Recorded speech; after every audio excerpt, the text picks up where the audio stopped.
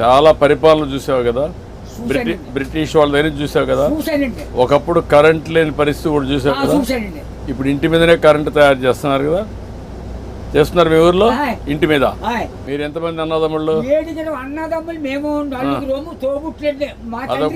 11 మంది. మీరు మా బుల్బాబు మా బాబును చనిపోయి ఎక్కడ పంచుకున్నారండి.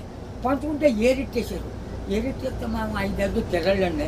అప్పుడు బాబు మీ చేనంతా నదే పంటున్నాం, మందు మాకు ఏమీ లేదు, అసలు ఏమీ లేదు. 5, 6, 12 ఎకరం.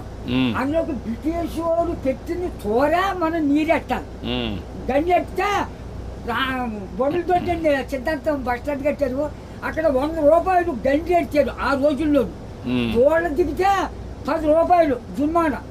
కాళ్ళు దోళ్ళకి కడిగితే కదా, ఆ కడిగినందుకు కూడా 100 రూపాయలు దోడకి. పరిపాలన. అప్పుడు నీళ్లు ఉన్నాయా?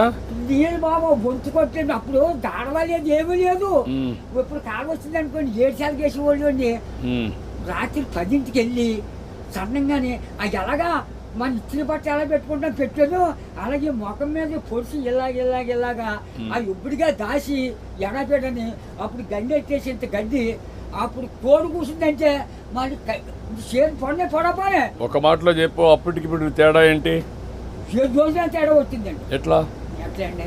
ఇప్పుడు అన్ని సోపాయిలు ఉన్నాయి, అన్ని సోపాయిలు ఉండవు. అంటే నేను చెప్పేస్తాను బండం కానీ నా నోరు ఏదో పెద్ద తెచ్చాడండి దేవుడు. బాగా ఇచ్చాడు నీకు, ఇప్పుడు కూడా పవర్ ఇచ్చాడు. పవర్ ఇచ్చాడండి.